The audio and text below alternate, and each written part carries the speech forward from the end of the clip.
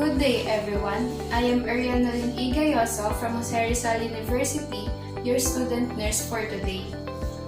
So now I will do the procedure of Leopold's maneuver and also the fundic height measurement. Before the procedure, I will obtain obstetrical history of the client, like the expected date of confinement, age of gestation by weeks, and also the immunization. This is to aid the management of women during pregnancy. I will review the client's medical record. This is to provide relevant information about condition and history of the client. So now I will assemble all the equipment that we needed in this procedure. The stethoscope, tape measure, and the bath towel. The purpose of this is to have a smooth flow of this procedure. The purpose of this procedure is to determine the fetal presentation, position, fetal attitude, and also the fetal life. By explaining the purpose of this procedure, the client will increase knowledge and reduce their anxiety. I will instruct the client to empty her bladder. Empty bladder can provide clients comfort during the procedure. Ma'am, did you pee already? Yes. I will position the client in supine with knees slightly flexed. This is to promote relaxation of abdominal muscle. Now, I will provide privacy of the client. This is to maintain client's dignity and provide client's comfort. I will place the roll towel on the lateral aspect of the thorax. It tilts off the uterus of the vena cava, thus preventing supine hypertension syndrome. I will wash my hands using warm water. Warm hands can provide clients comfort and prevent tightening of abdominal muscle.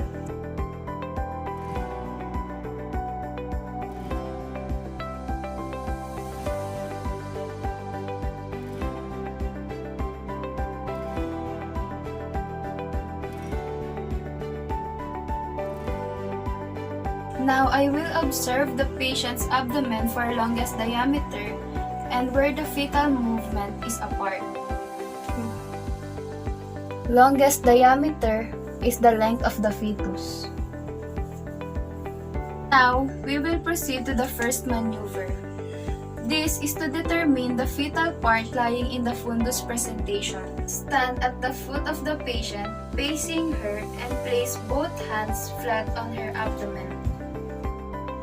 This is to observe any discomfort and pain experienced by the woman during abdominal palpation. Palpate the superior surface of the fundus and also determine the consistency, shape, and the mobility. This is to determine the position of fetal lice in the fundus. So now I will proceed to the second maneuver. The purpose of this is to identify the location of fetal back and to determine the position.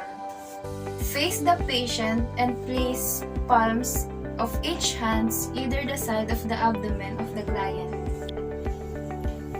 Proper positioning of the hands ensures accurate findings. Palpate the sides of the uterus. Hold the left hand stationary on the left side of the abdomen while the right hand palpate the opposite side, top to bottom. This is to determine which direction of fetal head is facing. If one hand feels a smooth, hard, long, continuous structure, it is the back.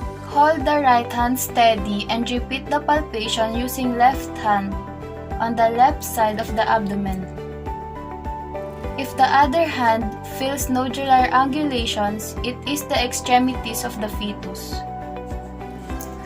So now we will proceed to the third maneuver. This is to determine the engagement of presenting part. Gently grasp the lower portion of the abdomen just above the symphysis pubis between the thumb and the index fingers and try to press the thumb and finger together. It is readily movable and ballotable if the fetal head is above the pelvic beam. Determine any movement whether the part is firm or soft. If the part is firm, it is the head.